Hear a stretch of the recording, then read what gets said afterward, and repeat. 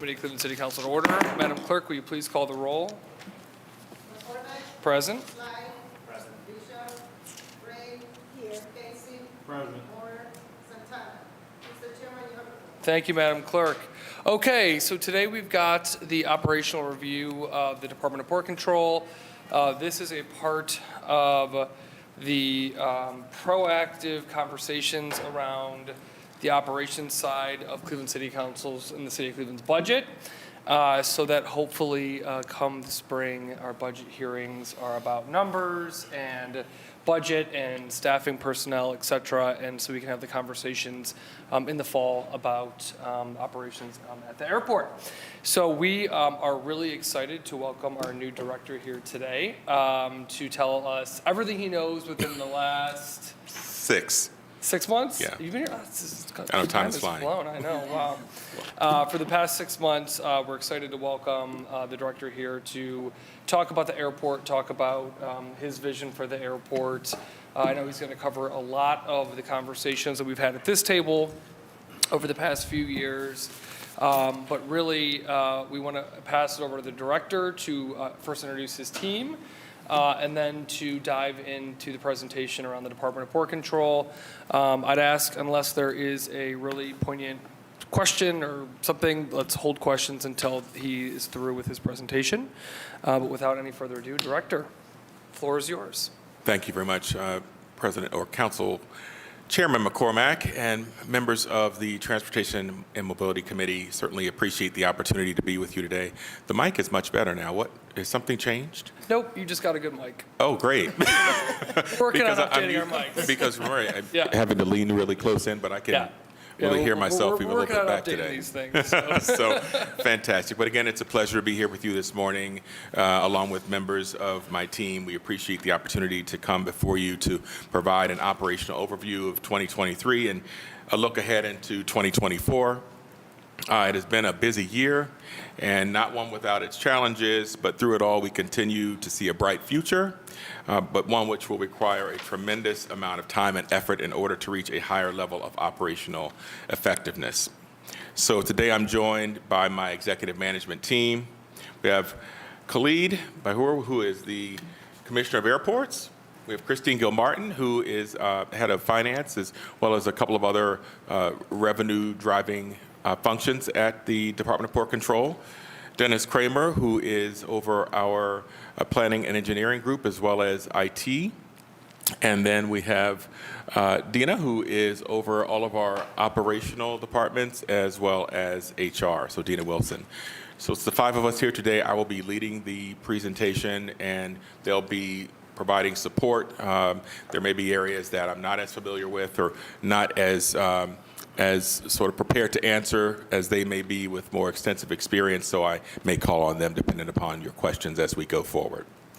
So I joined the city, as was mentioned, 6 months ago as Director of Port Control, and I'm a little bit further along in terms of getting to know and understand the city and how it functions, how our department functions, and also how we work with our stakeholders within the community. So I'm still certainly moving along that path. It certainly is not complete, but I'm feeling more comfortable and confident in my position today. So I'm very excited to be here and excited about what we have going on within Port Control and, of course, what we have coming up on the horizon.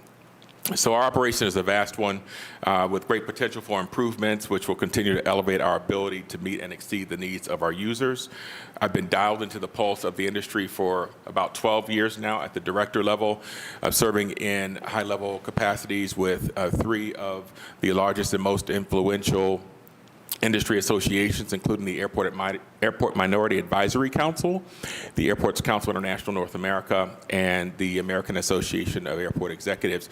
So that gives me an opportunity to represent us and for us to have a voice at the table, if you will, to speak on the things that are of importance to us and our ability to do business and to be effective and successful going forward. So there's much we're busy working on, and I'm happy to be able to present our story to you today. First, I'm going to touch just a second on North Coast Harbor, because that is also within Port Control's purview. And so we're responsible for managing and maintaining various public spaces and pedestrian right-of-ways within North Coast Harbor, which were constructed over 25 years ago and have started to exhibit a considerable amount of wear and tear over the last few years. So we entered into a contract with Osborne Engineering to draft an improvement plan to address these issues, including the replacement of deteriorating infrastructure, pavement restoration, bulkhead repairs, installation of new lighting, and modernization of the area's aesthetics. So that project is going to be advancing in the spring and should be completed by the end of the year. So that's something, as you know, the area sees about 3 million or so visitors each year. So that's a big deal for us to have those improvements coming for all of the users who will benefit from it. So our agenda is as follows. We will provide an overview of the Department of Port Control. We'll walk through a SWOT analysis surrounding our operation. We'll talk a bit about the air service routes and passenger activity. Then focus briefly on our 2023 Port Control budget. Talk quite a bit about our people within Port Control, and then focus on the accomplishments thus far in 2023, and then the initiatives, some of the initiatives that we are planning to put much time and effort into in 2024. So on this slide are the mission, vision, and values of Port Control. The mission is something that we work towards achieving daily, and that will always be the case. We serve 95% of air travelers in Northeast Ohio, and it's always our top goal to provide a safe environment for their travel experiences. We maintain close relationships with federal agencies such as FAA, TSA, I should probably say with the Federal Aviation Administration, Transportation Security Administration, and Customs and Border Protection, as well as others, to promote and maintain safety.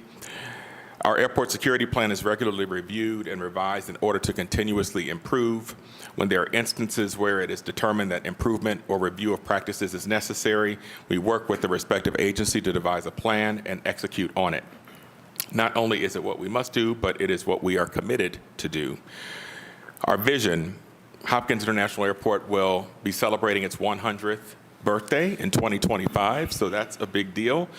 It's a center for the movement of goods and people by air. Our reach is expanding. That's certainly positive news, and we aim to continue to close the gap and make the world smaller through improved air connectivity. We also aim to provide the services our residents and visitors require, whether for business or pleasure, domestic or international.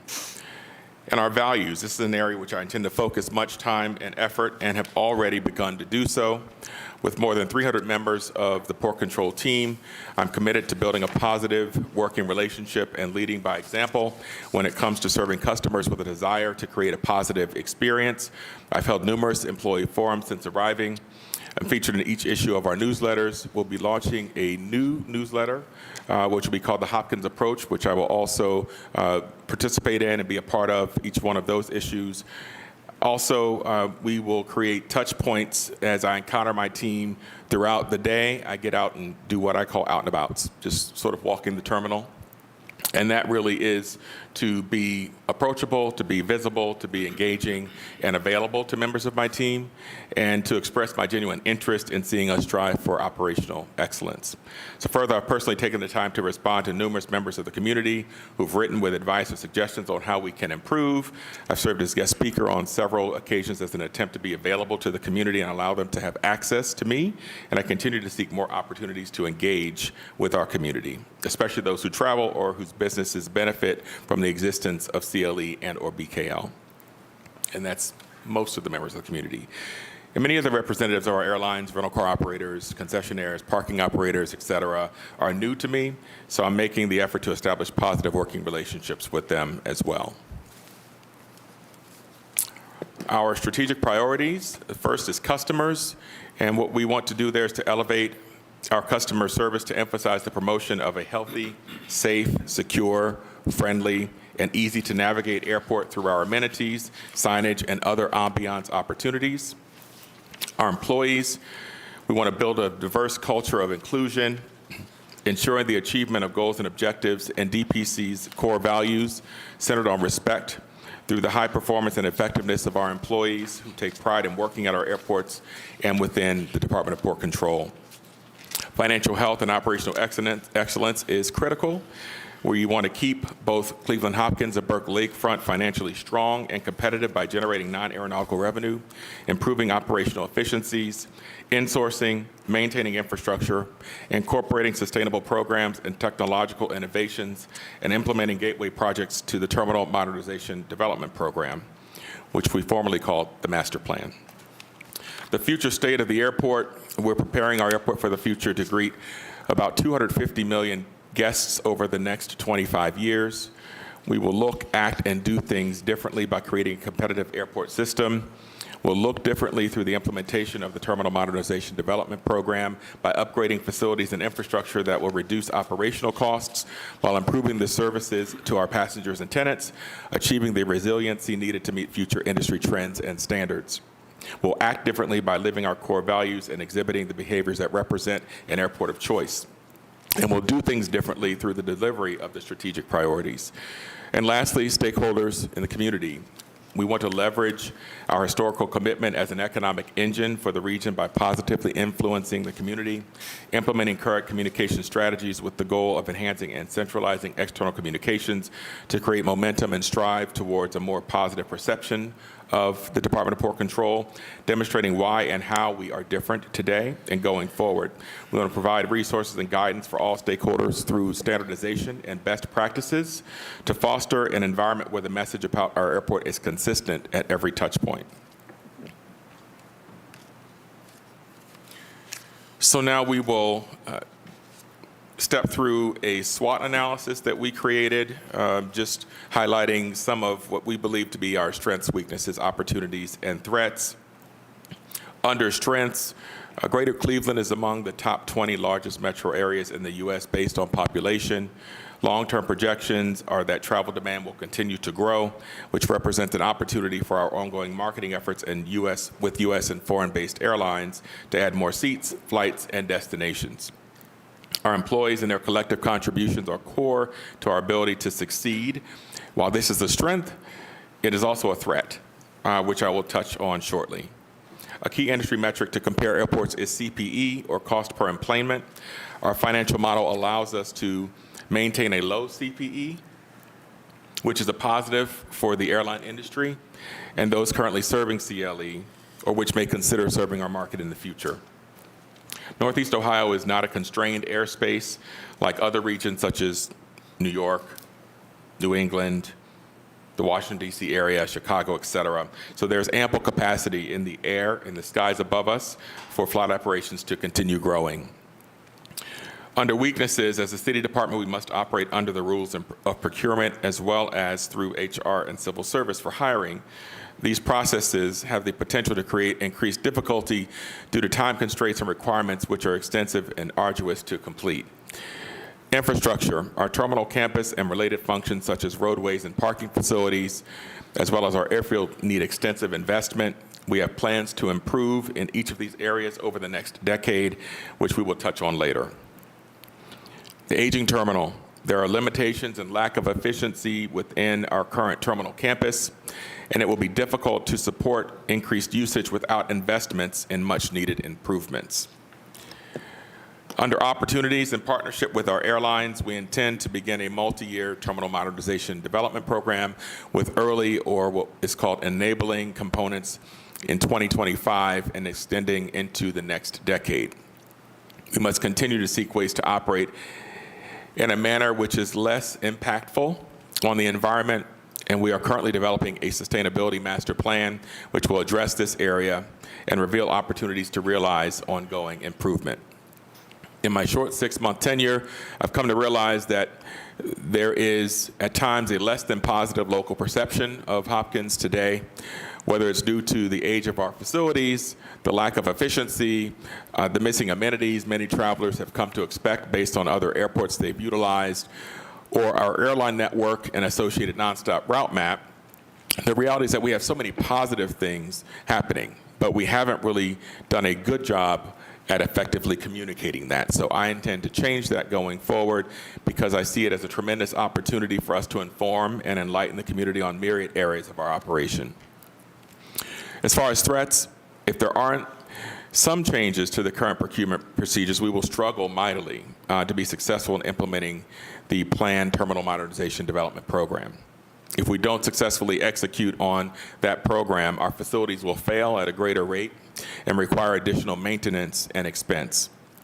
If we cannot become more competitive in salary and benefits packages for some of our positions, we will not be able to attract the most qualified applicants or retain some members of our existing team. The job market is extremely tight, and there are many options for those in the market to pursue. This will become critically important as we build our DPC team to prepare for the multi-year implementation of the Terminal Modernization Development Program. So touching briefly on routes and passenger growth, what you see here is a list of our airline partners. There are 10 airline partners that provide passenger service and 2 which are exclusively air cargo operators. And I'll just highlight a couple here. United is our #1 carrier in terms of market share or the number of passengers served. So they have approximately 25% of the market, or 1 out of every 4 passengers is traveling on board a United aircraft. Frontier, however, is the carrier that is growing consistently within our market today. They're currently our major growth leader with 17 nonstop markets, several of which began earlier this year. And those 17 markets total more than any other carrier operating at the airport. Alaska Airlines began service to Cleveland in 2022. And that was with a daily flight to Seattle. It was so successful that they doubled down on that, if you will, by adding a second trip for the Seattle route this summer, and that also did well. I believe it's already out there for sale again for next summer at Double Daily. But they are a year-round carrier with the once daily flight to Seattle. And then Aer Lingus, which everyone knows is now offering service to Dublin, Ireland. So they've reestablished our connection with Europe. That began in May, and it's doing extremely well.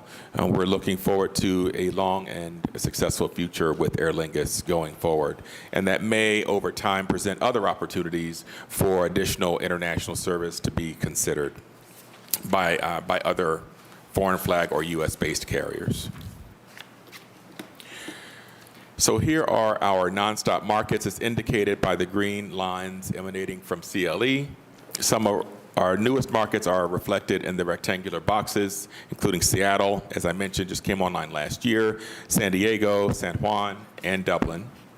There are several markets which travel demand indicates more seats could be supported, including several countries or regions outside of the U.S., as well as several large domestic markets. And the cities shown in red are not currently served nonstop. This list is among those we are in continuous discussion with our air carriers surrounding future service considerations. The next slide, while there are markets in our top 50 which do not currently have nonstop service and others with demand to warrant more service, the travel rebound has been strong at CLE. So that is a very good news story. We're nearing 99% of 2019 passenger levels as we approach the last month of 2023. And this is reason for optimism as we approach 2024. We, at this point in time, are still cautiously optimistic that we could see 10 million passengers using the airport in 2023. So that's what the next slide speaks to. Through October, we realized nearly as many passengers as we saw in all of 2022. In fact, the months of September and October surpassed the comparable levels from those same months in 2019. And if demand remains strong through the end of the year, we do expect to reach or surpass 10 million.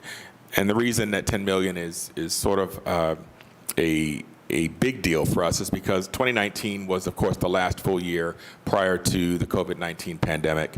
And in that year, we saw 10,040,000 passengers. So if we're back at or above 10 million, we basically can say we fully recovered from the impacts of the pandemic on air travel.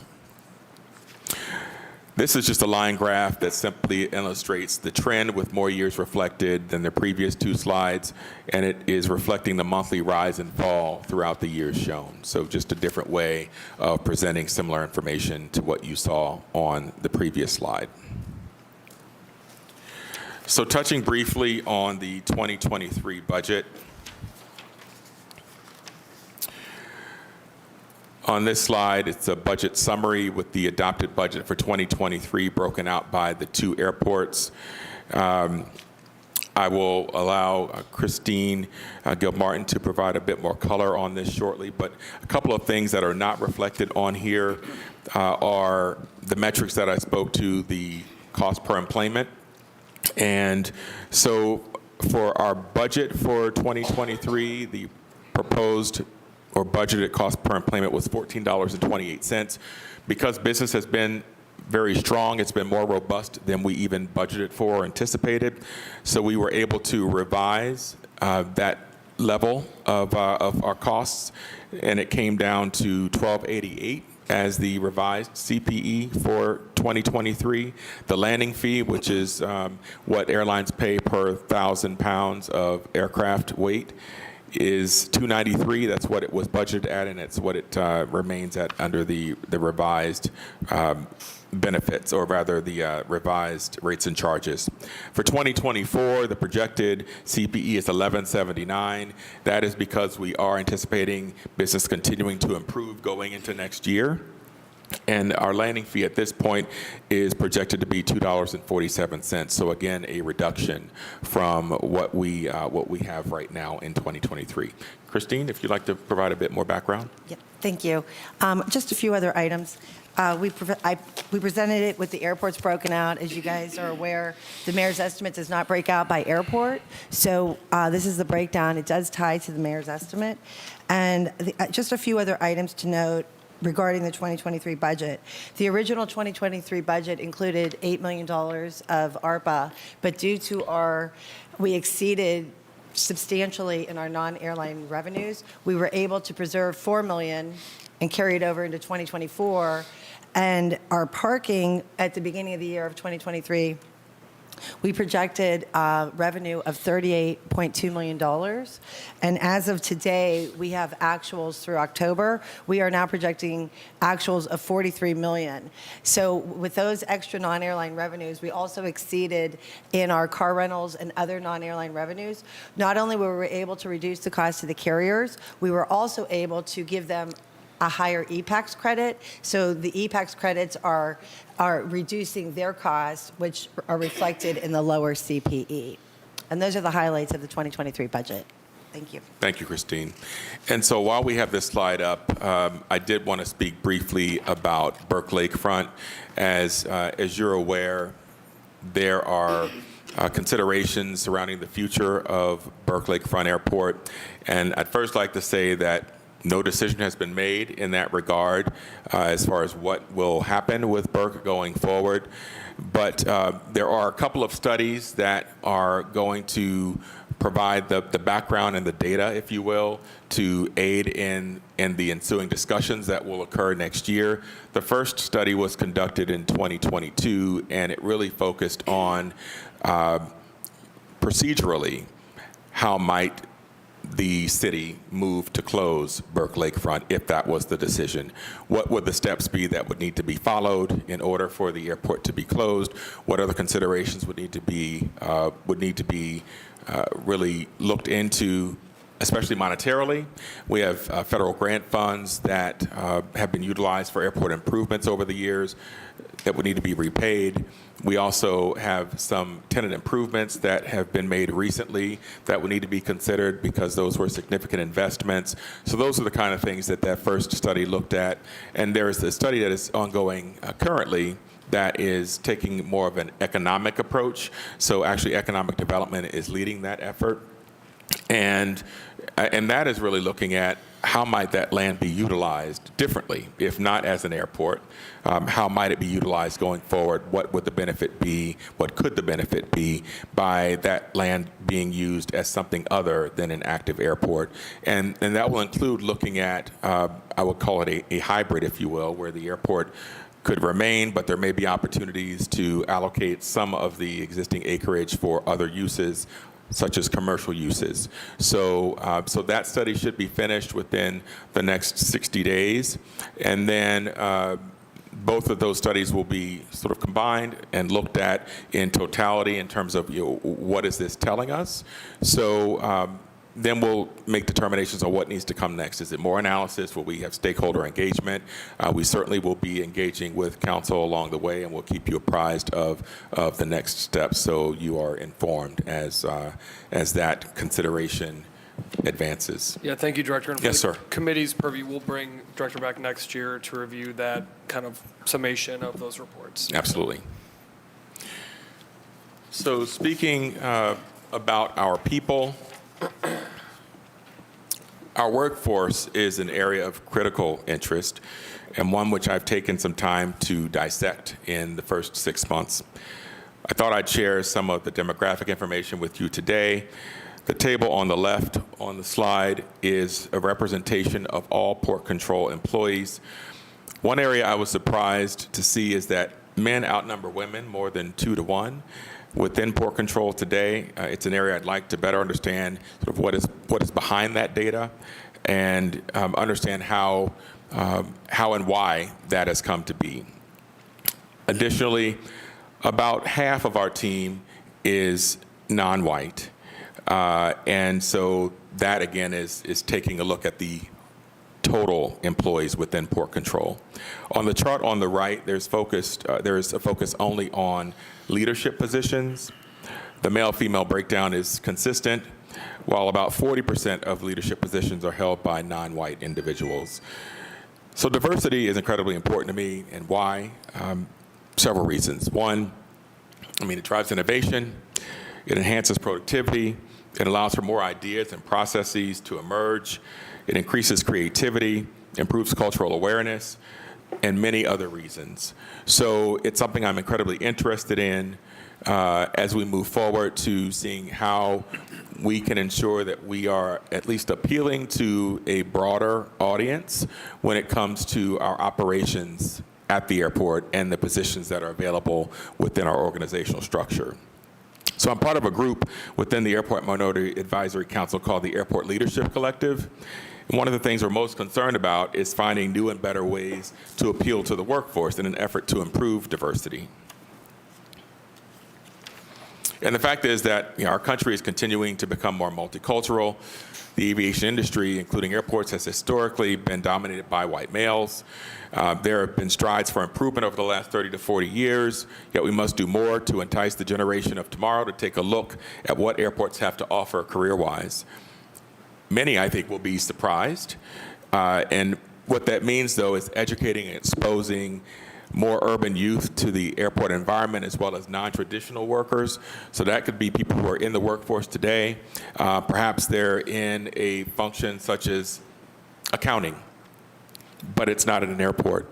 And many of them may think, well, I wouldn't be qualified to have a role at the airport, but if they have a financial background or an accounting background, absolutely, they could fit right in. It would just be that they would have to sort of come along in terms of understanding how airports work. But the fundamentals of accounting are the same, right? So that's what I mean by non-traditional. And personally, for me, if not for the opportunity that my grandparents provided to occasionally travel with them and visit relatives and friends, I probably wouldn't be sitting with you today. And so it was really through them and the exposure that I got through them and my uncle who worked for Delta that I was turned on to aviation. So, that's sort of a part of my story. My mentor is a person who was a CFO, but in hospital administration. And she had an opportunity to be considered for an airport position at SFO out on the West Coast. And she thought, similar to what I just said, well, I'm in hospital administration. I don't know anything about airports, but what she did know was numbers. She knew finance. And so when she ultimately went for that position to have the discussions, they found her to be the best person. And she then became, after that, the head of Atlanta's airport. She's who I looked at as, the first person of color, but female as well, who was leading an airport. And when I saw that she was in that role, that's when I knew that I could do it as well. So, having examples that we can put out there within the community. I met someone last week at the Greater Cleveland Partnerships All In event who came up to me. He recognized me from seeing my face on news interviews and the newspaper, things of that nature. And he wants to talk to me about what opportunities that we can create within the community to really tell the story of what's happening at the airports within this industry, to turn more of the younger generation on to those opportunities and maybe think a little differently about what they might want to be before they get their minds too far set. High school is kind of late. It's more like grade school, middle school. So we're going to be talking shortly to see what we can come up with in terms of opportunities and efforts to undertake in the new year. So talking a bit about vacancies, we have sort of fluctuates between 90 to 100 vacancies at any given time. That's about where we are right now. We are working very closely with both civil service as well as HR to fill those vacancies as swiftly as possible. We have made some good progress in the last couple of months in terms of our ability to update some job classifications and also some pay bands with those job classifications. And so we believe that quite a few of these vacancies will be able to be filled within the next few months. I'm hoping that the next time I come back to speak to you, we're in a much better position.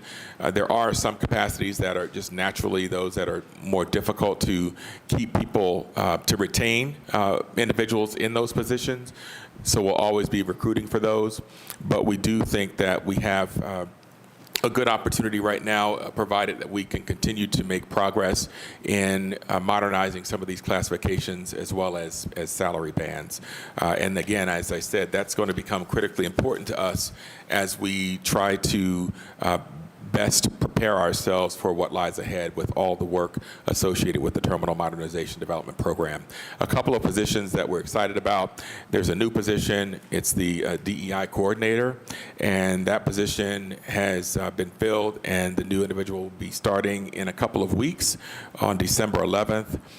One of the things that we're looking at that we're finding as a challenge is a lack of mobility. So we're looking at succession planning and developing a succession plan that ties to strategic plan. There's a lack of development opportunities, so we're really looking at having professionalism that is professional development that is tied to individual development plans. We've implemented tailored training programs to further develop our internal talent and prepare them for advancement in our growth in our current role. And there's other areas that we'll be focusing on as well. This year, we've actually hired 134 individuals. We've had 62 separations. So we've held on to about 60% of those people. We've lost about 40%. It's a process that we'll continue to work through, to refine, to make more improvements on, and also to make improvements in areas where we think we can do better in retaining the workforce as we're attracting them and bringing them on board. And this is the other slide that speaks to the rest of the vacancies here. So one thing that we did do is we began recently furnishing the clerk of council with our job postings, and that was a request that was made at this table. I forget if it was this committee or if it was finance committee, but so hopefully you're starting to see those flowing through your respective offices, and it was requested by a council member. So you helping us get the word out is a great thing for us, as it will let more people know about the opportunities that we have, and that's a very valuable thing. So looking at some 2023 accomplishments,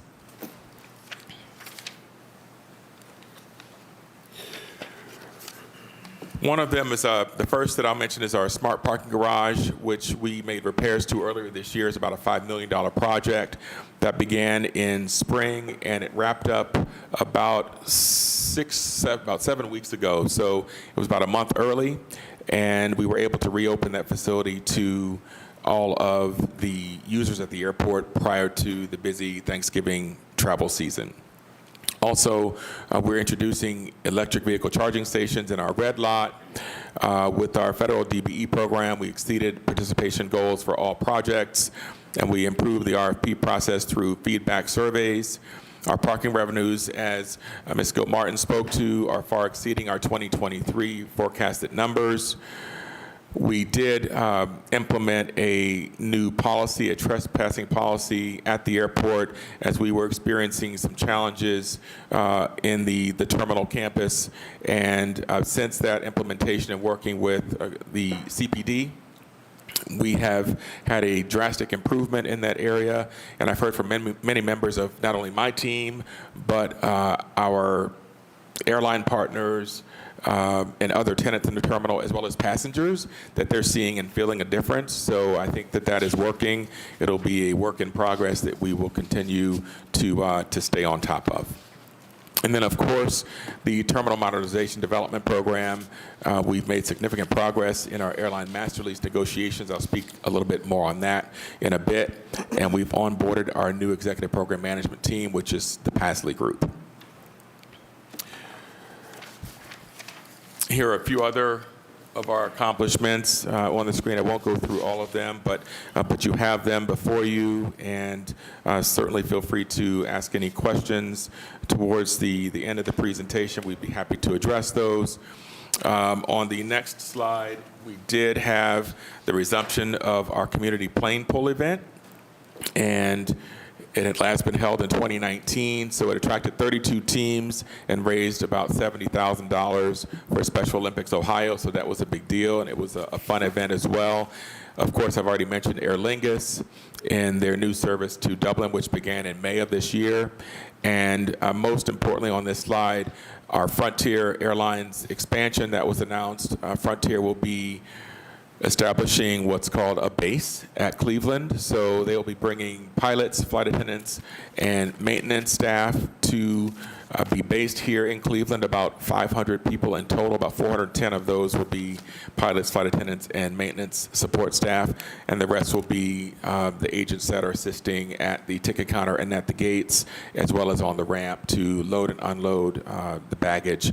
But about 500 jobs total, and about an $80 million contribution to the local economy in terms of wages that will be earned. So we're very excited about that. There will be 7 aircraft based here in Cleveland to begin with. This should begin in spring of 2024. And, you know, with an airline, airplanes don't make money unless they're in the air. That's the whole point of an aircraft, right? So we expect that is going to mean Frontier will add service at Cleveland. And we're hoping in the next 60 days that there will be an announcement about new markets, increased service in existing markets.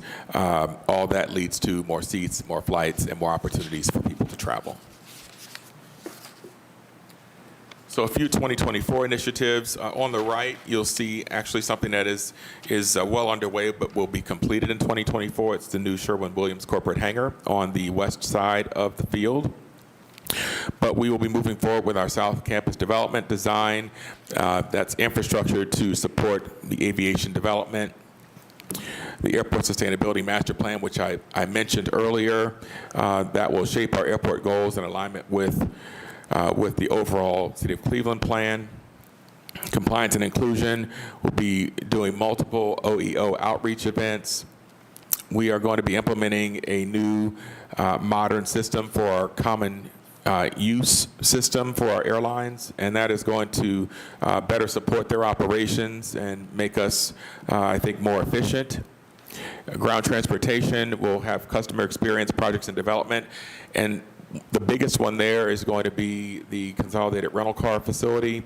We're talking with our existing rental car representatives, those operators, to see how we move forward on a new facility. Right now, everybody knows the current facility is across 480 on the north side, but we're looking to bring that back across to the south side of the airport, closer to the terminal facility. We think it'll provide a higher level of service for customers, and it's really more in keeping with what more airports are doing today. So it's something that we desire, and we hope to also couple that with increased public parking, because as the airport gets busier, we'll need more places for our customers to park.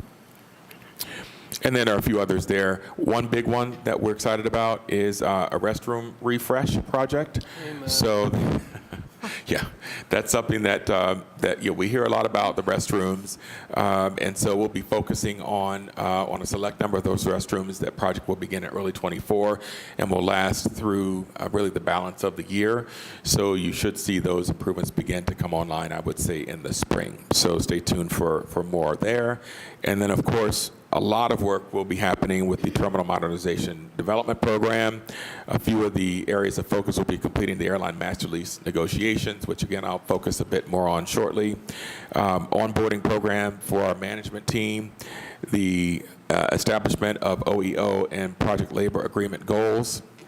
We will be really looking closely at community benefits. I mean, that's an opportunity as well that I didn't mention on the SWOT analysis slide, but that's something we are very interested in and seeing, just how far-reaching this can go in terms of positively impacting the community as a whole. Obviously, it would create thousands of jobs, so that's one way, but there are other ways as well that we will certainly explore and look to maximize in that area. And then, as I spoke to already, there will be enabling projects that we expect to begin in the coming months, and then we'll start the environmental and design activities as well. And a couple of more those initiatives for the upcoming years. Enhanced perimeter security. We'll be developing a perimeter awareness using new technologies and best practices to power backup monitoring and detection devices and alarms for our perimeter fence.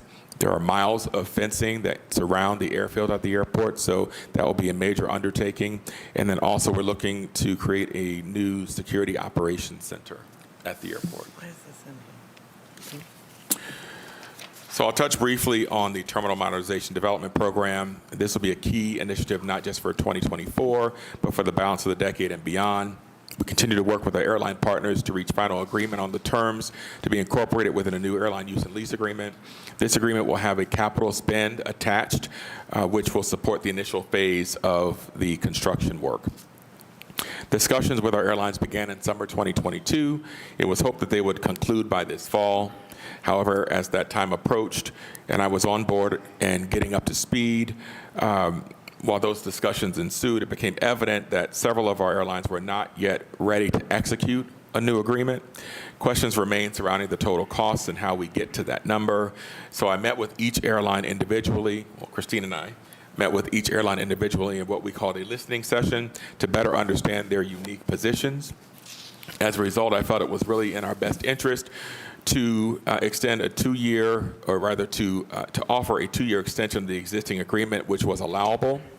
So this means that we can continue to discuss the components of the agreement which are of greatest importance to them while we work with our new executive program management team, the PASTA Group, and its subcontractors to do the work creating what ultimately will be more definition around the Terminal Modernization Development Program. So our goal will be to reach a point where this is consensus in fall 2024, and we're able to execute a new airline use and lease agreement to become effective in January of 25. We have 2 years, but there's no reason to use all 2 years if we don't have to. So our plan will be to get through as much of this as is possible in 2024 in hopes of having a new agreement to start in 2025. What's clear to me is that all airlines recognize there is a need for infrastructure investment and improvement that isn't being questioned whatsoever, so I want to be clear about that. That gives me relief. It's all in the details, as with anything, and that's where we will focus much of our discussion in 2024. In the meantime, we're preparing to request airline approval for a slate of small projects, which will allow us to maintain momentum towards an early 2026 major groundbreaking of the development project. The MII ballot is our standard mechanism of seeking approval from our airlines for a variety of initiatives. We expect to distribute the MII ballot shortly. Ideally, I'd like to come before the committee a couple of times in 2024 possibly along with our Pasley Group representatives, to update you on our work surrounding the program to date, and I will also be able to update you on our ongoing airline negotiations at those junctures. So reflected here is what encompasses the passenger activity level 2 improvements that are planned for the terminal campus. There's a rough timeline schedule I will touch on in the next slide as I conclude. The key elements are improvements to an extension of the existing terminal head house, which is ticketing, baggage claim, and TSA screening functions, as well as a renovated Concourse A, select improvements to the existing Concourse C, a new Concourse B, and a new Concourse E. There will also be planned landside elements outside of the terminal concourses, which primarily consist of, as I mentioned earlier, a new consolidated rental car facility along with additional public parking. And here's that timeline I spoke to, the projected milestones that we're looking at for the upcoming year and beyond. Of course, things will become more clearly defined as time progresses and plans become more advanced. Much of the PAL 3 through 5 improvements will be dictated, at least in part, by travel demand. So that will come later. That certainly will be in the 2030s. PAL 2 is what we'll focus on for the balance of the 2020s into the early 2030s. So in closing, our 2024 focus will be on building and further strengthening our team by aggressively hiring to fill vacancies and also working with civil service and HR to modernize classification, descriptions, and pay bands to better express true duties and focus and be more competitive in the job market to attract the best talent. We'll continue to explore ways to appeal to a broader audience and support further improving the diversity of our team. We'll make for more efforts to communicate our story, as I spoke to earlier, within the community, as there are many areas to highlight and get excited about and be proud of. We will look to improve on customer convenience and experience by undertaking and implementing improvements throughout the terminal facility. We will continue to work with our airlines and others to market expanded service. We'll focus great effort on advancing the planning effort for the Terminal Modernization Development Program throughout 2024. This includes continuing negotiations with our airlines in support of a new airline use and lease agreement. We will continue discussions with rental car operators surrounding a new consolidated rental car center. I will continue to dedicate myself to focusing on the things which will make this economic asset better and more beneficial to all. 2024, as 2023 has been, will be very busy, but an exciting year. I'm really looking forward to all that lies ahead. It will take a lot of work, a lot of effort, and I certainly look forward to us continuing to collaborate with you as we go forward. Thank you, Happy to answer any Director. questions. Thank you. No, really appreciate, this was a great presentation and full of information and concise as well, so really appreciate that. And you know, your leadership and coming into the role and kind of jumping right in, we really do appreciate that. And I'll note that anecdotally, I've traveled several times this year. It feels busy, the airport, which I know is a good thing. Certainly. So sometimes it was a little bit of a headache, but that's a good thing. I mean, it's people using the airport. So I'm used to spoiled to get through the airport so quickly, and now a lot of people are using it again, which is great. So making those plans. So Director, a few questions on my end, and then I'll open it up to the committee. And I appreciate you offering, you know, next year coming back to talk about not only the Burke piece, but the master plan, and the committee will continue to work with you on updating the public on that. Before we dive in, I think it's really important to start with the overall financial structure of the airport for the general public, because I think, you know, even before I took this job, I didn't know that, you know, we don't put a ton of tax dollars into the airport from the general revenue of the city of Cleveland. So can you explain how that works? How do the airlines contribute to the airport? Do residents' income tax dollars go into the airport? Can you just kind of generally explain that financial structure? Of course, Chairman. So we are what's called an enterprise fund, and what that means is that we generate our own revenues to operate, and those revenues come from essentially user fees. It's important to note, and I really appreciate that question, it's important to note that we do not utilize any funds from the city's general fund. We generate all of our own revenues on airport, and it comes from our airlines. It comes from any leases that we have with tenants for facilities around the airport.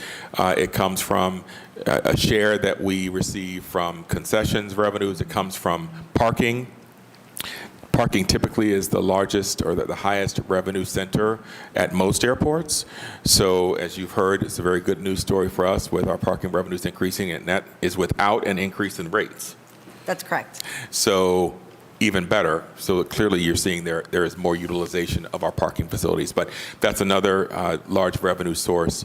And also through passenger facility charges. So if you use the airport, you are, yes, contributing to the operation of the airport, but we do not utilize city general fund dollars for operating the airport's purposes. Thank you, Director. I appreciate Certainly. that. So as we look at the day-to-day operations of the airport, and then as we look at the improvements to the master plan, someone might say, billions of dollars. Is that coming from Mrs. Smith's paycheck in the city of Cleveland? So the answer would be no. Ultimately, what is expected to happen is there would be bonds issued to support the construction of that work, and the airlines essentially would be underwriting those bonds because we would be signing a long-term agreement with them where they're agreeing to operate out of the airport, paying the rates and charges, which would then support the debt service payments on the bonds. So that is the way that that most large-scale capital projects at airports are funded. Okay, and thank financed. you. Yes, sir. Yep, I appreciate that. I want to always clarify that to the community so folks have a clear understanding. If you use the airport, if you're an airport user, paying for parking, you're contributing to that. But if you're not using it, you're really not. So just want to have that as a baseline as we move forward. Director, we talked about hiring, and I really appreciate your emphasis on DEI and inclusivity within the airport. I continue across the board to be very worried about civil service and how that prevents the city from hiring diversity, especially within leadership. So I wonder, I know, of course, you work with the mayor and his team. What are the conversations on ensuring that, listen, if I'm looking to work for an airport and I'm a highly, desirable candidate, and Cleveland says it's going to take X amount of time to onboard you, and another airport says, great news, we'll take half the time. I would imagine that impacts our ability to recruit and retain diverse talent at the airport. So can you speak to those conversations of how do we ensure that our own systems are not preventing you from bringing on a diverse workforce? Certainly, Mr. Chairman. So we do have new leadership in both the civil service and HR departments. So we see those as opportunities to work more closely with them going forward and to realize any benefits that are possible when it comes to the hiring process, which as I mentioned earlier, can be an arduous one. In terms of attraction, that is, and the time that it takes to get through the process, that is something that we need to continue to work on, to refine to the extent that is possible. I also want to ensure that we're able to advertise those opportunities as broadly as is possible to let as many people know that are interested, that we have opportunities available. So I think it will be an ongoing conversation. It's something that we will have to continue to work at improving upon, and especially as we have examples, if those very types of things happen where we're hearing that a candidate that we are really interested in, but we're getting held up in our process, and it happens this way. There's another opportunity they're also interviewing for, and they're at the end of the line on that one. Those kinds of real world examples, I want to be able to bring forward and say, how can we work to make this better? Yeah. Because we can't afford to lose out on really building what I know is going to need to be a very strong team that's going to be a critical part of our ability to undertake the additional work that's coming our way as the airport grows. Thank you, Director. And I would just note, and I don't say this as a point of criticism, but as a point for us to do better as a system, meaning the city of Cleveland, is the city should never get in the way, right? I mean, civil service and have good components to ensure that the fair, right candidate is being hired, and it's not, me hiring my buddy from down the street. However, I think there's a lot of work to do across the entire enterprise of the city of Cleveland to ensure that we don't compete just against ourselves. We compete against the private sector, we compete against nonprofit, other public sectors. So I'm in a little bit of the soapbox, but I think this is a really good time to put a pin in the fact that our civil service and HR programs historically have prevented us from onboarding diversity across the system and the enterprise. Councilman Casey's requested a point on this topic. Thank you, Mr. Chairman. And Mr. Chairman, I'm glad you brought this up because we deal with this in utilities as well at the DPU. So the chairman to the director, you guys have your own human resource department, correct? You just don't have your own civil service department. And maybe that is something that we as a council need to look at because they're not part of the general fund, right? They are their own entities out there. And we have the same issues in DPU with trying to onboard people as well, where they get good qualified candidates, DEI or not, anybody, right? And they get held up down here at City Hall. Right. And seeing how these are enterprise entities and funds, maybe we should look at allowing our enterprise entities to onboard themselves somehow, some way, through your own civil service. Maybe, our enterprise funds need to have their own civil service entity or department within DPU and the port and all that other stuff. So I'm glad you brought this up because it's something that we as a council should look at in a larger portion to try to get these vacancies filled, because I think you guys have almost 100 vacancies at the airport. Same thing in DPU. And then when I don't want to speak for Director Kane, but in having conversations with Director Kane, we hear the same thing, right? Everything's held up in civil service. It's, so I'm glad you brought it up, and it's something that we need to look at probably in 2024 with enterprise funds across the board. Councilman, I really appreciate that. And again, I've heard prior to your service, Director, but anecdotal evidence out of the airport that minority candidates left or refused to apply at the Cleveland airport because of the timeline. So we are losing good people because of that. So I would ask Ibukun if you could just make a note of that. I'm very interested in that conversation with the other chairs that oversee our enterprise funds about how do we allow the enterprise funds to onboard a diverse, high-quality pool of candidates without this building getting in the way. And that may need a legislative change to force that, Councilman, but I think we should absolutely look at that. So thank you for that note.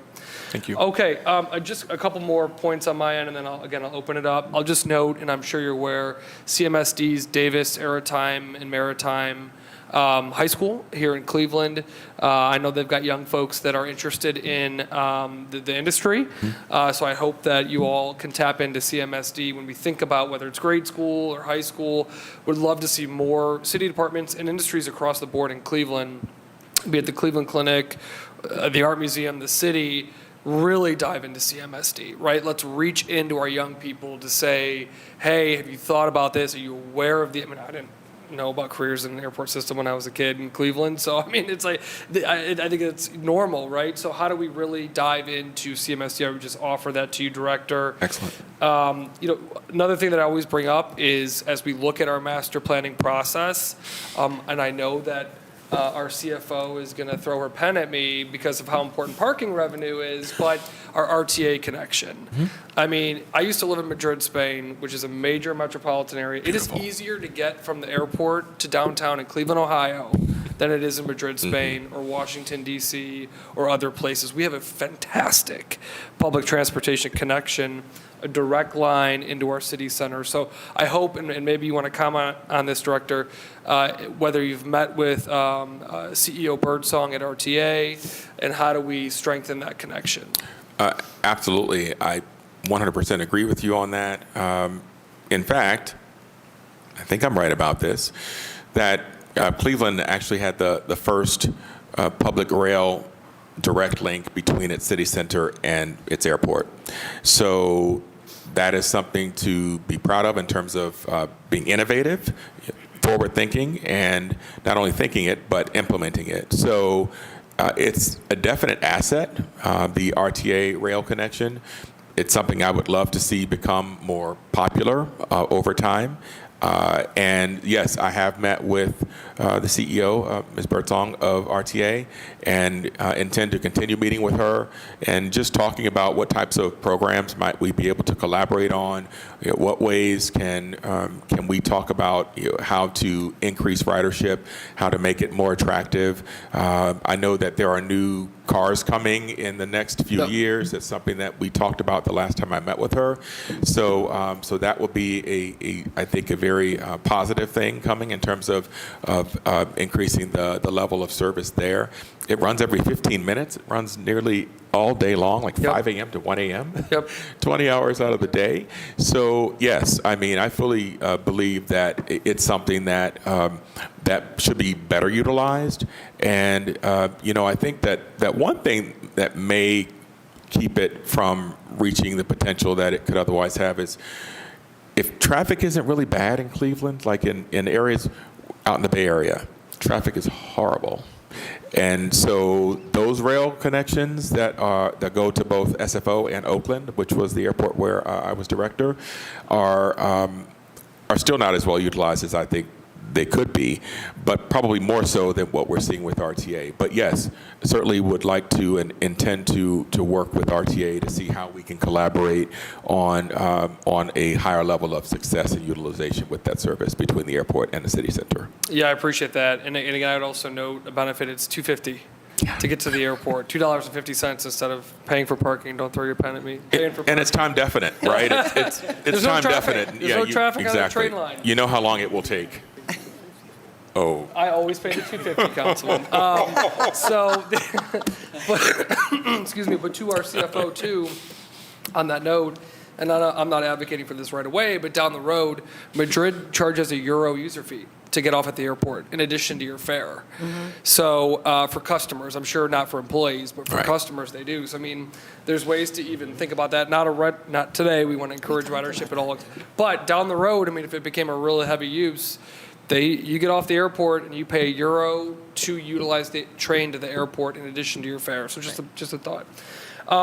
Wrapping up, Chair, or to the Director, a couple other things. I know my colleague, Councilman Slife, has been involved in development around the airport, so I'm going to ask him to kind of speak on that. I know that you're going to be coming forward with updates to the job classifications and pay bands. Yes. This committee wanted to allow the new director to be onboarded to kind of look at the system before we advance to those. So I think, once you are ready to bring those forward, please do. Certainly will. And then the other thing I would just note, you and I talked about as we move forward with the master plan, myself and Councilman Slife were just down in Atlanta for the National League of Cities. We toured the airport. Got sprayed by their fire department. They shot out the water from one of their fire trucks.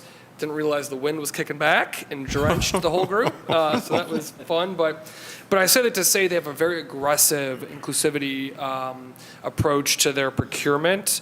And I said to them, I said, well, how do you achieve that, right? It's one thing to set a goal. It's another thing to realize that goal. Right. And they really set a lot of hand-holding. So I hope as we move forward with the master planning process, we're focusing on how do we walk folks through the process to be able to access those opportunities. Yes, sir. And then the last thing I'll say before I kick it over to my colleague, I talk to a lot of people about the airport all the time. A lot of people don't know about the master plan. And then when I say, hey, good news, there's a plan over the next decade to really improve the facility, they have no idea. Right. So how do we plan on really talking to the community, to travelers, to customers about, once we have a better idea of what's to come? I love every time there's a development or a new shop coming, when they say, coming soon, Leo's Bakery or whatever. So how do we articulate that, hey, Cleveland, we hear you and we are acting? So great point, and it's sort of tied into my overall feeling and belief that we have to do a better job of communicating with the community and talking about what is happening at the airports.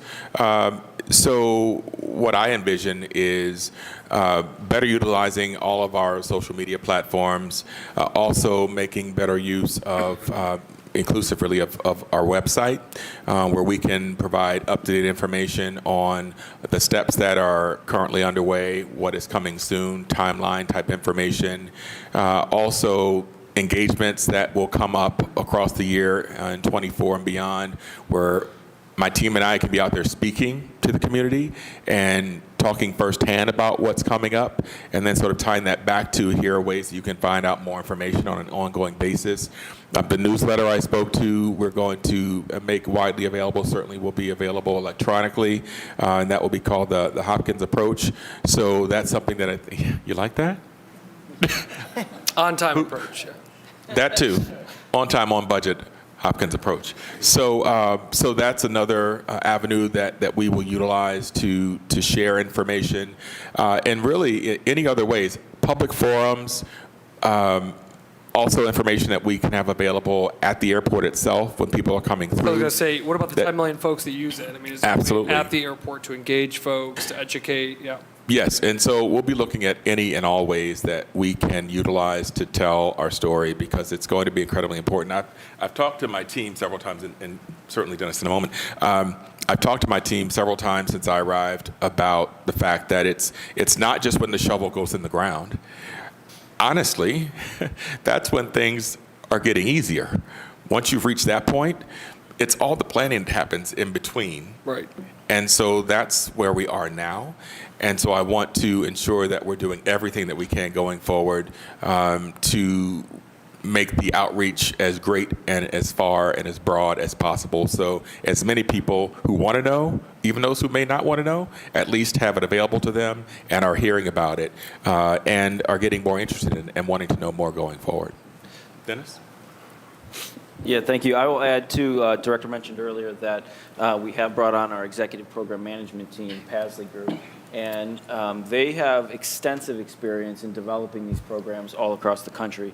And they are bringing that experience and knowledge of how the program in those other cities was communicated to internal and external stakeholders. And so we've already started picking their brains on that and how we're going to communicate this out. And one thing that they did mention too is that part of their process is to seek out to the different internal and external stakeholders how they want to be communicated to, right? So we plan to reach out to all of you and other internal and external stakeholders to see how you want to be communicated to. And so we are delivering it in a way that is meaningful and impactful to the community. So we've spoken with that, and certainly a lot more to come on that.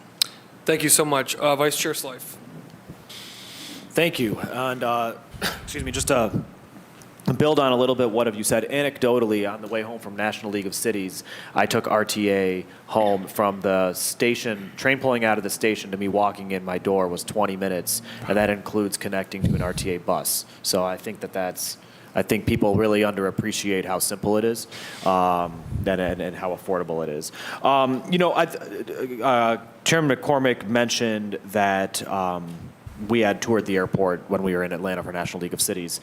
And I'll start there because you brought up something, Director, about kind of the perception of the airport. And I will say that my belief is multiple things can be true at the same time. So it's not that the airport's perfect. It's not that we're perfect. It's not that there aren't opportunities for improvements. However, I will say that it is frustrating sometimes. We do, as a region, seem to have a bit of Eeyore syndrome. Everything's gloomy. Everything's bad. And so much circular reasoning. And, well, the airport's bad because it's bad. And, city council doesn't listen because city council never listens. And we need to, I don't know how to break us out of these talking points, but it is worrisome that sometimes no matter how much you demonstrate and show that there's a master plan and things, there are people who I think are more interested in repeating the talking point that the airport's terrible, and I think would have a tough time separating kind of like, let's take the bathrooms, for example, the legacy of inheriting bathrooms that were built many years ago that Right. are just small versus mismanagement. The bathrooms aren't small because of activist mismanagement. The bathrooms are small because they were built small and we're working on it. So, but I bring that all up because within that cynicism, repeatedly, I hear this idea that the airport should not be managed, owned by the city of Cleveland, that there should be some regional authority, that the city of Cleveland is, given our budgetary situation, we can't manage an airport, which again bucks logic because the airport's an enterprise fund. All that being said, Councilman McCormick and I, not to speak for you, however,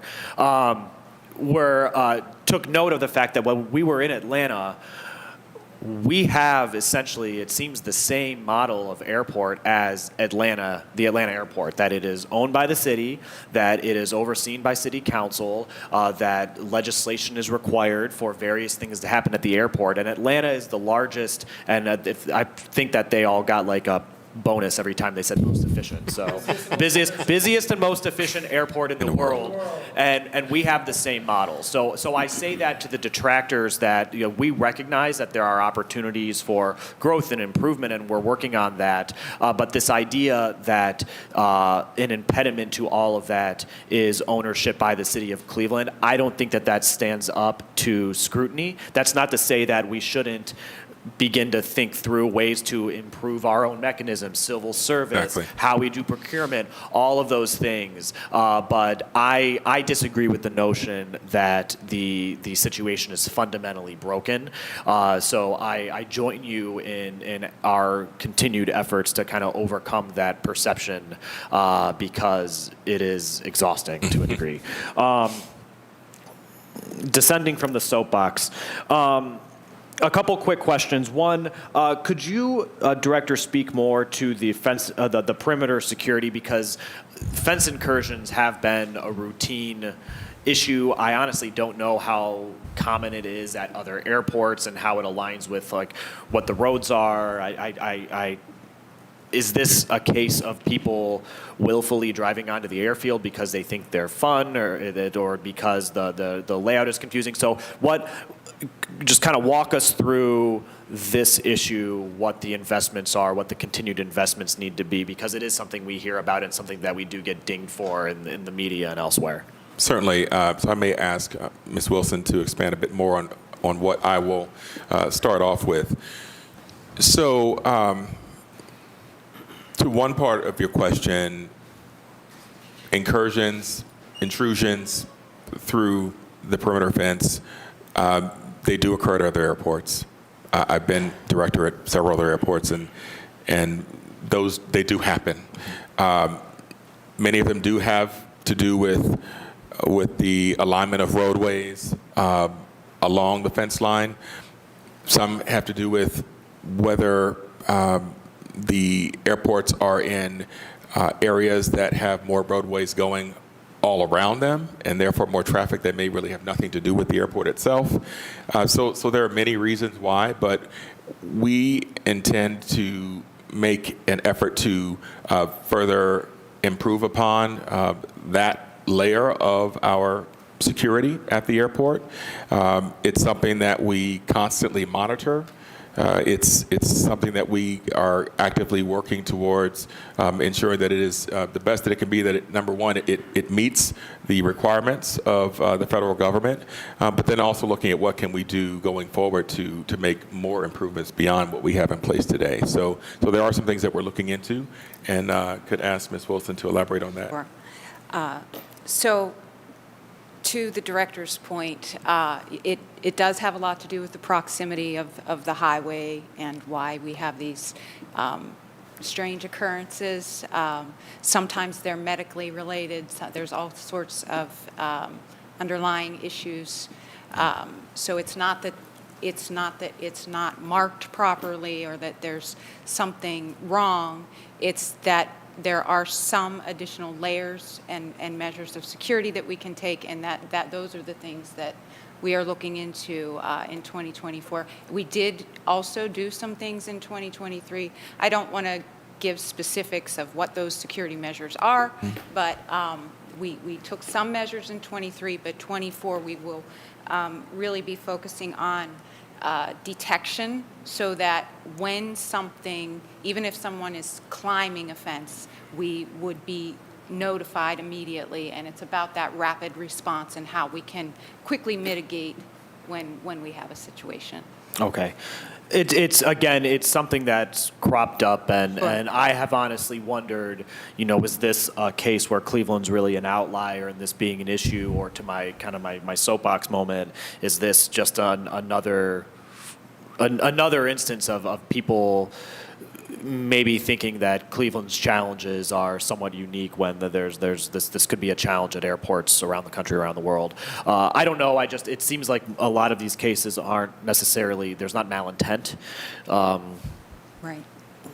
You would think it would be obvious if you were driving through a fence onto an airfield, but I don't know. Interested in how that unfolds, and I want to make sure that we're properly budgeted for that. I think that is a serious issue. Go ahead. Yes, sir. And also, we actually will be having a meeting with the FAA to review our 5-year capital improvement program. And one of the projects on that is specifically surrounding this exact area that we're speaking on now, and improvements that we can make to our perimeter fencing. So it's something that we're looking into, that we're interested in, that we want to continue to keep a focused effort on. And so we'll keep you apprised of the successes that we are able to have there. Okay, thank you. Certainly. The changing lanes, Director, you had mentioned that there's the analysis right now on the future of Burke, if there is a change to Burke. Can you just remind me, and maybe you said this and I had a moment, when I know there's an economic analysis out there right now as well. Correct. What is the date that we expect that these analyses will be coming in and start to have a more educated conversation on this kind of elephant in the room question? Certainly. So I would expect that we're talking a spring-summer conversation. The economic survey that is a study that's underway now will be finished by early in the new year. So then there'll be the two studies that can be married, if you will, and then a discussion can begin with more data in hand to better understand the opportunities and all of the considerations that need to be discussed and worked through. So I would say it's a spring-summer timeframe once those discussions are beginning. Okay, thank you. And this is a little bit outside of port control, but I will say as those come live, I will be interested in how those analyses are being considered in tandem with the proposed lakefront connector and development near the stadium and the proposed work along the Cuyahoga River. I guess all of these in a vacuum have appeal. I doubt the ability for our city and our metro area to absorb that scale of development in tandem. So I want to make sure that we're not looking at things in that vacuum, knowing that they have appeal within a vacuum. But again, that's, I think, a step above the port control. I want to make sure I don't miss anything. Councilman McCormick had mentioned development, and I really view the relocation of the rental car facility not as solely a benefit, for the primary benefit being for rental car customers, ease of access, but also the existing facility, I think, is ideally a prime industrial something development site near the airport that is arguably more appealing than land that's currently available because it's a little more off the landing flight path.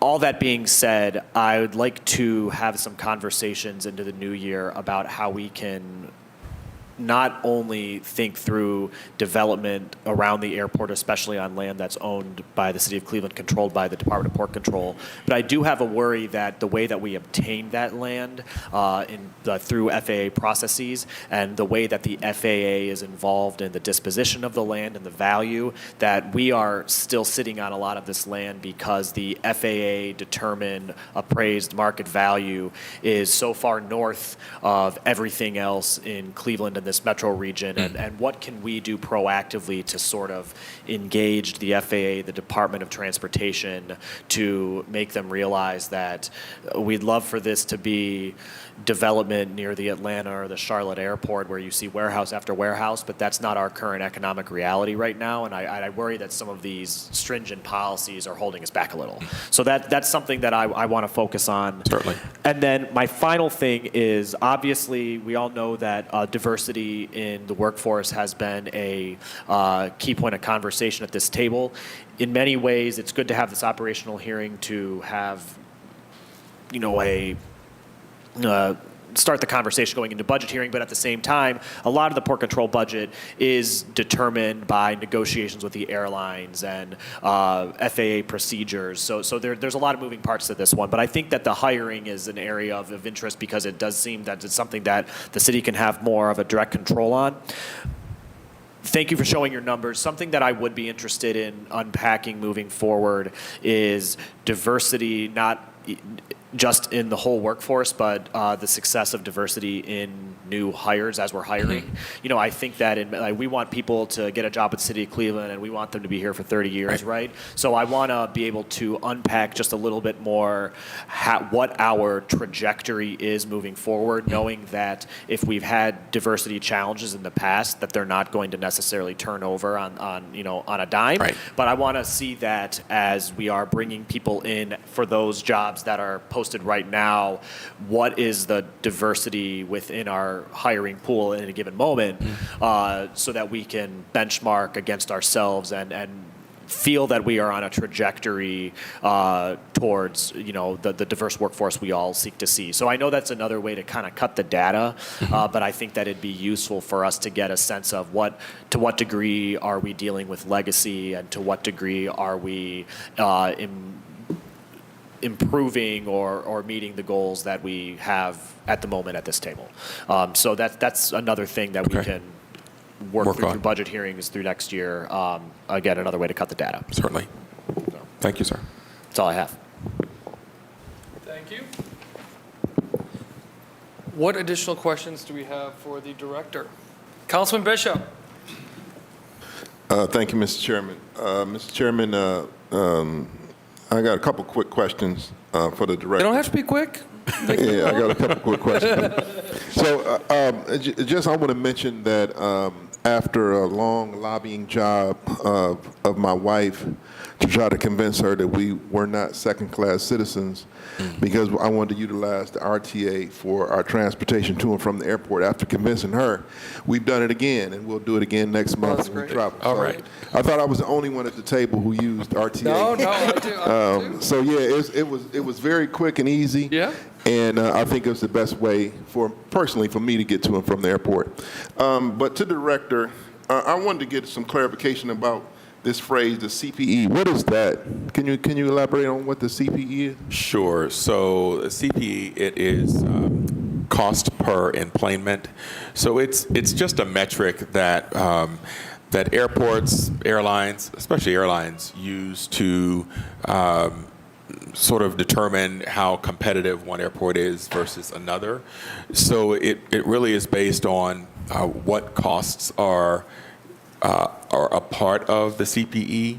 For our CPE, we have two primary costs as it relates to these metrics that are spoken to. It's the landing fee and it's the CPE. So the CPE for us, when we look at other airports around us, in fact, airports typically will send out an email when they're developing their budgets for the next year and say, hey, where is your CPE looking to be for the upcoming year? Because we all sort of want to be somewhat competitive with each other.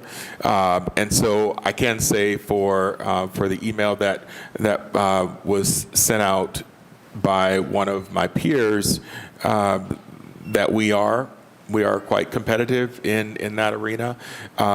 Airline costs, even though overall the airport costs for an airline are a small percentage of their overall costs to operate their companies, it's about 5%, but it's still an area that they are extremely interested in keeping as low as is possible. So for them, They want to ensure that that our costs can be justified, that they're reasonable, but that they're competitive as well. So that's just a metric, the CPE, cost per employment, that airports and airlines use to sort of compare competitiveness and how the costs fall from one airport to another. So you say cost per employment? Oh, employment. So an Employment, an okay. employment is a passenger departing the airport. Okay, So, all right, that makes yeah. sense. Mhm. Okay, employment, okay. I employment, never yes, heard sir. that term before, so I thought you said employment. That's what I Employment. was- So, Yeah, so employment. it's basically the measure where per passenger, what cost the airport to get Per that passenger passenger. on a plane and fly him out. Correct. Okay, all right. So what is the average CPE in the airports across the country? That's a hard one because it really depends on, sometimes if an airport has heavily invested very recently, the CPE could be quite high. Okay. Because the debt service on the bonds is fresh and new. Okay. And as that matures and as the airport gets busier, because that's another thing that can lower the CPE, as the airport gets busier, then there are more passengers that are traveling through the airport, but the costs may not increase by the same amount as the passenger traffic. So your CPE could actually go down, likely will go down because of higher utilization. It's hard to really say what an average is across the country, but for us, certainly within this region, we're fairly competitive in the sort of $11 to $12 range of CPE currently. Okay, so is parking phased into that measure, or I'll let Christine speak a little bit to that, sir. Through the chair to the councilman. So are the CPE is, yes, all the revenue that goes into the operating fund helps to offset the cost that we're charging the airlines. So the CPE reflects the airline's cost. So anything we do to generate revenue that we don't have to bill the airlines for is lowering the CPE. And one more item to note on CPE, that is the airport-wide CPE. Each airline has their own individualized, each signatory airline has their own individualized CPE. So what one airline's CPE is not the same as another airline's. It's based on their unique business model, how many passengers they're driving through the airport, how much space they hold within the terminal. So the CPE that we reflect is the universal CPE, which is the average of all of our airline carriers. okay, so through the chair, so the way that we determine how much we charge an airline to do business at the airport is tied to the CPE? Is that what you?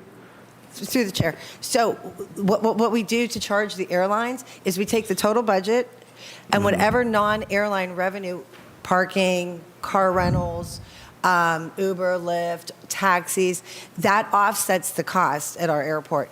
What we're charging back to the airlines is the balance remaining. So after we project how much we will generate without the airlines' help, we take those costs and distribute them in the form of a landing fee and their space rental fee, and that becomes their cost and their CPE. Okay, all right, that clears that up. Also, you mentioned the amount of positions and workers at the airport in DPC, right? Correct.